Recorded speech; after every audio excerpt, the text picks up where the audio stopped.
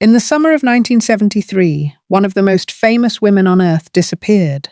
No dramatic farewell, no emotional goodbye interview, no final performance under the spotlight. At just 39 years old, when most actresses were still fighting desperately to remain relevant, Brigitte Bardot simply walked away. She closed the gates of her villa in Saint-Tropez and never truly came back. For nearly 20 years, the world had worshipped her face. Men desired her. Photographers hunted her. Directors built entire films around her presence. She was called the most liberated woman in Europe, the symbol of modern sensuality, the woman who changed cinema forever. But behind the beauty, behind the fame, behind the scandal and glamour was someone exhausted, a woman trapped inside an image the world refused to let die. This is the story of Brigitte Bardot, not the fantasy, not the icon, but the lonely girl from Paris who became the face of a revolution and spent the rest of her life trying to escape it. Brigitte Anne-Marie Bardot was born on September 28, 1934, in Paris, France. Her family was wealthy, conservative, and deeply traditional. Her father, Louis Bardot, was a successful industrial businessman. Her mother, Anne-Marie, believed strongly in discipline, etiquette, and appearances. Inside the Bardot household, emotions were controlled. Children were expected to behave properly. There was little room for rebellion. Years later, Bardot would describe her childhood as emotionally difficult. She remembered her father as strict and intimidating. Mistakes were punished harshly. Affection often felt conditional. But there was one place where young Brigitte felt free: dance. At an early age, she discovered ballet, and unlike everything else in her life, ballet made sense to her. The discipline, the movement, the silence, the escape. By her teenage years, she was studying classical ballet seriously at the Conservatoire de Paris. Her teachers believed she had genuine potential. Thin, graceful, focused. The physical control she learned through dance would later become one of the defining qualities of her screen presence. But before ballet could become her future, another future arrived unexpectedly: a photograph. At age 15, Brigitte appeared on the cover of a French magazine. The image caught the attention of a young aspiring filmmaker named Roger Vadim. He was older, confident, charming, and completely fascinated by her. Their relationship began almost immediately. Her parents were horrified. To them, Brigitte was still a child. To Vadim, she was already becoming something extraordinary. When her father attempted to separate them by sending her away to England, Brigitte reacted with terrifying desperation. She attempted to take her own life. Her parents stopped her in time, but the incident changed everything. Frightened by how deeply their daughter felt things, they reluctantly allowed the relationship to continue under one condition. Brigitte and Roger would wait until she turned 18 to marry. They waited, and in December 1952, Brigitte Bardot became Roger Vadim's wife. Neither of them knew that together they were about to create one of the most explosive images in cinema history. The early years of Bardot's acting career were modest: small films, light comedies, minor roles. Nothing suggested global superstardom. But Roger Vadim saw something the rest of the industry still didn't understand. Brigitte Bardot was not simply beautiful. She represented something dangerous: natural sexuality, freedom. A woman completely comfortable inside her own body. In conservative 1950s Europe, that alone was revolutionary.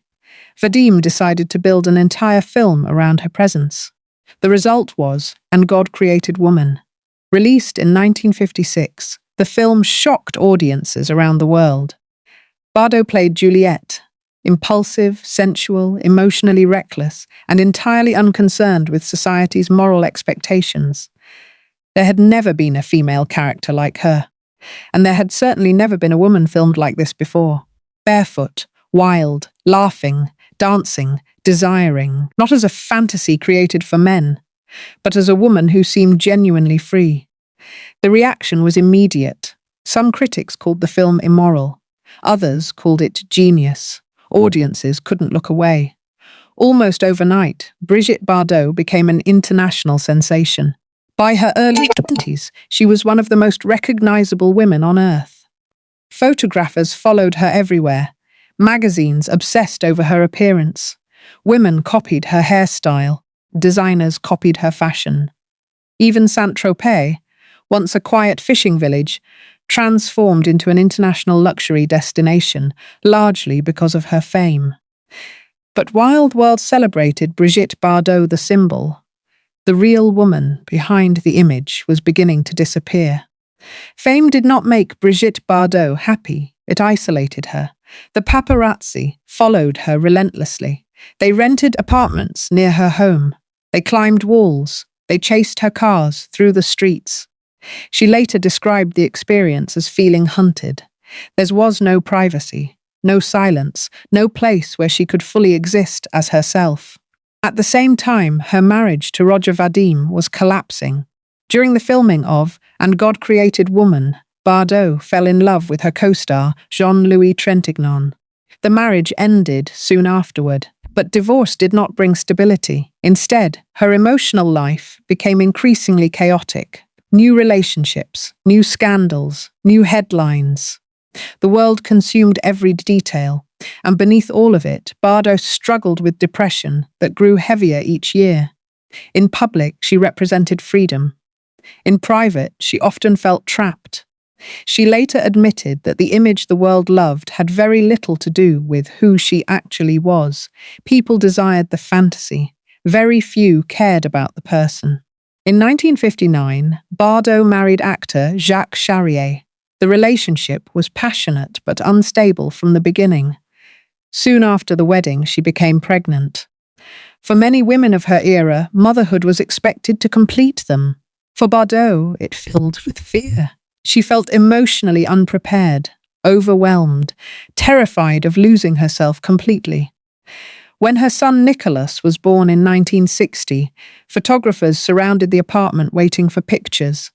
Even childbirth became public spectacle. Years later, Bardot would openly admit something many people found shocking. She did not feel naturally connected to motherhood. Her son was largely raised by his father and grandparents. Their relationship remained distant for many years. The guilt, the pressure, and the public judgment only deepened Bardot's depression. Then came another crisis. In 1960, shortly after filming the courtroom drama La Vérité, Bardot attempted to take her own life. She survived. The newspapers turned the tragedy into headlines. Even her pain became entertainment. But despite everything happening internally, her career continued to grow. And strangely enough, intellectuals began taking her seriously. By the early 1960s, Brigitte Bardot had become more than a movie star. She had become a cultural symbol. One of the most important philosophers in France, Simone de Beauvoir, wrote an entire essay analyzing Bardot's significance. De Beauvoir argued that Bardot represented a completely new type of woman, independent, sexually free, unafraid of judgment. According to de Beauvoir, society feared Bardot because she refused to live according to traditional expectations. Whether Bardot intended it or not, she had become a symbol of female liberation. Directors of the French New Wave became interested in her. In 1963, legendary filmmaker Jean-Luc Godard cast her in Contempt. The film revealed something many critics had ignored for years. Brigitte Bardot could genuinely act. It lasted only a few years. There was sadness in her performances now, a weariness behind the beauty. Audiences could feel it. And while the world continued treating her like a fantasy, she was slowly becoming exhausted by the role. Throughout the 1960s, Bardot continued searching for happiness through relationships. Most ended the same way: passion, intensity, then collapse. In 1966, she married German millionaire Gunter Sachs after he famously showered her home with roses dropped from a helicopter. It sounded like a fairy tale. But during this same period, Bardot discovered another artistic side of herself. Music. She began collaborating with French singer and songwriter Serge Gainsbourg. Together, they created some of the most iconic French pop songs ever recorded. Their chemistry was effortless, playful, sensual, intelligent. Songs like Harley Davidson and Comic Strip captured the spirit of the late 1960s perfectly. But one recording became legendary. Je t'aime, moi non plus. The song was considered too provocative for release at the time, when Bardot feared the scandal it would create. Eventually, Gainsbourg re-recorded it with Jane Birkin. The song was banned in several countries, which only made it more famous. By now, Bardot had conquered film, fashion, music, and popular culture itself, and yet internally, she was empty. By 1973, Brigitte Bardot had reached a breaking point. She was only 39 years old, still famous, still desired, still globally recognized, but emotionally exhausted.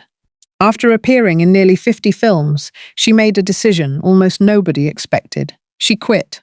Completely. No comeback plan, no retirement tour, no dramatic announcement. She simply stopped acting forever. She retreated to her home, La Madrague, in Saint-Tropez. And for the first time in her life, she began living away from the cameras. The world didn't understand. How could someone abandon that level of fame? But Bardot later explained that celebrity had consumed too much of her life already. She no longer wanted to belong to the public. She wanted peace. What replaced cinema in Bardot's life surprised many people. Animals. Not casually, not symbolically, completely. She sold personal belongings, jewelry, film memorabilia, and used the money to create the Brigitte Bardot Foundation for Animal Welfare. For the rest of her life, the foundation became her true purpose. She campaigned against animal cruelty across Europe, against fur, against seal hunting, against abusive farming practices, against animal testing. She travelled personally to protest seal hunts in Canada. The images of Bardot kneeling beside white seal pups became internationally famous. For many younger generations, she stopped being known primarily as an actress. She became an activist, and unlike Hollywood fame, this work gave her something she had rarely experienced before: meaning. But Bardot's later life also became deeply controversial. As she grew older, some of her public statements about immigration and Islam led to repeated legal convictions in France for inciting racial hatred. Many people who admired her activism found her political remarks impossible to defend. Others separated the art from the controversy. Her legacy became increasingly complicated: a feminist icon, a cinema legend, an animal rights pioneer, a deeply divisive public figure, all existing inside the same person, and through all of it, Bardot remained largely hidden behind the gates of La Madrague. The cameras that once chased her endlessly could no longer reach her. As the decades passed, Brigitte Bardot rarely appeared in public. She lived quietly among rescue animals in Saint-Tropez. The glamorous parties were gone. The film premieres were gone. The photographers were mostly gone. What remained was silence, and perhaps, finally, a kind of freedom. In interviews during her later years, Bardot often said that fame had meant very little compared to helping vulnerable animals.